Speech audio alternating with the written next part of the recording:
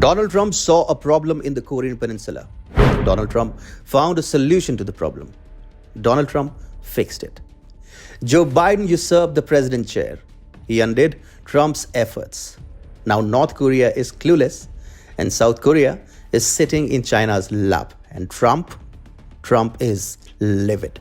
Hi and welcome. This is TFI Global, the foreign affairs and geopolitical analysis arm of the TFI Media Group. And I'm Atul Mishra, your host. In this video, I will tell you about Trump's anguish and rage about Biden's horrible Korea policy and his warning to South Korea. Former US President Donald Trump may no longer be in power, but he does keep a keen eye on whether the US is able to sufficiently pursue its diplomatic relations with the rest of the world. Time and again, Trump has slammed Joe Biden for weakening American leadership. And this time around, Trump actually tore into President Biden for loosening the American grip on Korean Peninsula and letting South Korea warm up to China. Biden has effectively abandoned the Korean Peninsula. Unlike Trump, Biden has not pursued American interests in the region. Neither has Biden tried to initiate a dialogue with Pyongyang, nor has he demanded Seoul the extra billions which it had agreed to pay.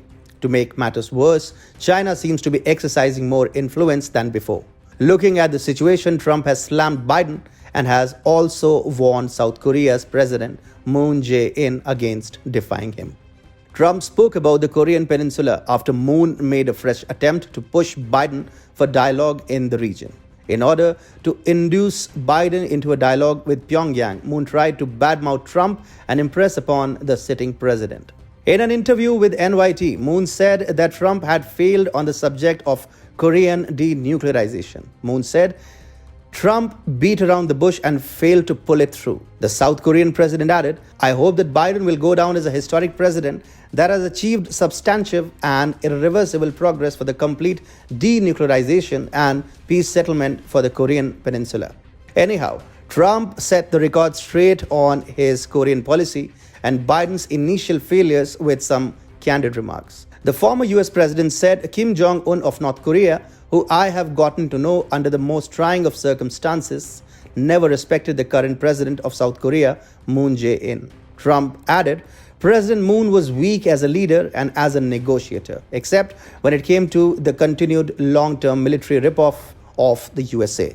We were treated like fools for decades. However, I got them to pay billions of dollars more for the military protection and services we render.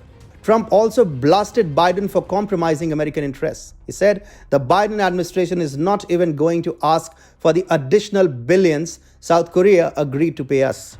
Trump was talking about the new deal he had brokered with Seoul, under which South Korea agreed to pay $1.03 billion for 2021, with annual increases thereafter linked to its defense budget.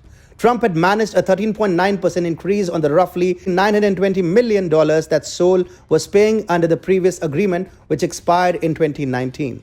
This was in line with Trump's larger policy of America First that recognized the interests of US allies, but not at the cost of Washington's own interests. Trump had therefore deliberately managed to negotiate a better deal for the military protection that the US was rendering to South Korea. Yet, at the same time, he did recognize that mutual interests lay in negotiations with the North Korean Supreme Leader Kim Jong-un. Therefore, he did initiate a dialogue with Pyongyang. Trump's message to Seoul was loud and clear. You are our ally and have our full support in the denuclearization goal, but you're not supposed to take us for a ride. Trump also did not let Seoul warm up to Beijing and remained very clear about keeping China out of the region. On the other hand, Biden is turning out to be very passive. He is neither able to keep American interests at the top, nor is he able to control the region. Out of his desperation to affirm his liberal character, Biden has refused to hold dialogue with Pyongyang. This has compelled Seoul to engage China as a peace broker and has also allowed Beijing to use North Korea as a client state. Yet, Trump is not letting Biden have it easy. The former US president has therefore made up his mind to expose how Biden is messing up everything in the Korean Peninsula.